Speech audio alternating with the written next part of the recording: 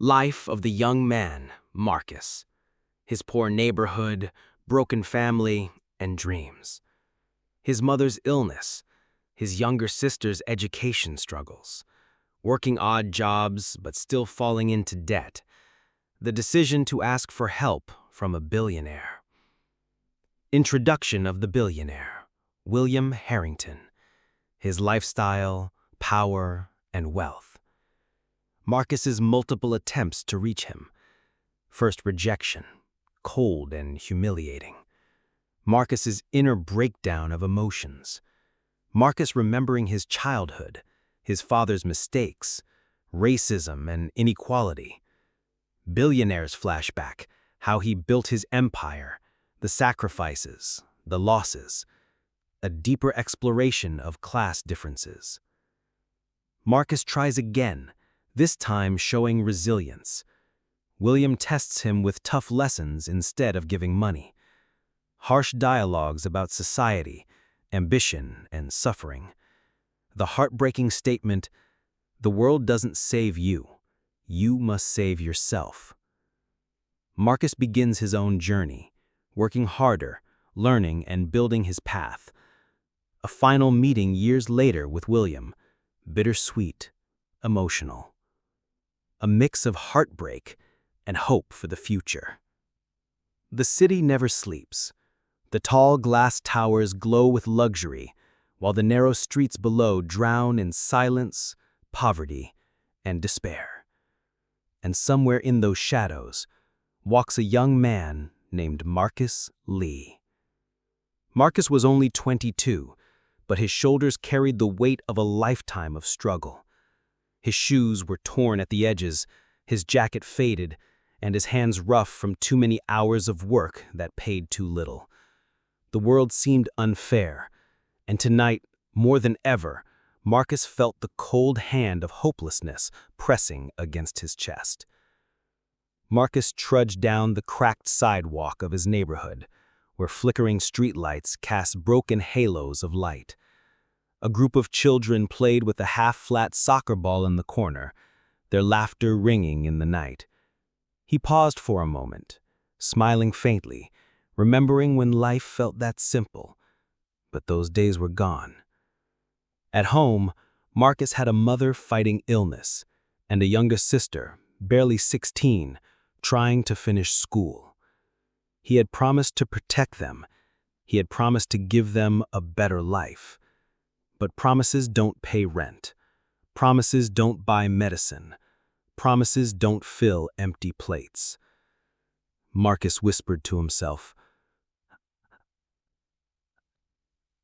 "I can't keep doing this. No matter how hard I work, it's never enough. God, give me a way. Just show me a way." Marcus had tried everything, washing dishes in restaurants, cleaning floors in offices, carrying bricks on construction sites, but the debts kept piling up. His landlord had already threatened eviction, his medical bills were overdue, and now Marcus was running out of time. As he walked, the wind pushed a crumpled newspaper across his path. He picked it up carelessly, ready to throw it aside, but then a name on the front page caught his eye. William Harrington, the billionaire who built an empire. Marcus had heard the name before. William Harrington was one of the wealthiest men in the country. His skyscrapers touched the clouds, his businesses stretched across oceans, and his influence was spoken of with awe and envy. To Marcus, he was untouchable, a figure carved out of power and privilege. But in that moment, staring at the man's photograph in the paper, a wild, desperate thought entered Marcus's mind. What if I just asked him? What if I told him my story? What if he actually listened? It sounded insane. Why would a billionaire care about a nobody from the streets?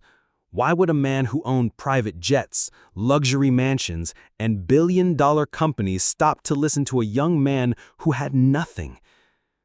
And yet, Marcus felt something stir inside him, a fragile thread of hope. Later that night, Marcus sat in the tiny, dimly lit apartment he shared with his family. His mother coughed in the bedroom, her voice weak. His sister Alicia sat at the kitchen table scribbling homework by candlelight because the electricity had been cut again. Marcus looked at them, his heart aching. "Don't worry, Alicia. I'll figure something out. I promise."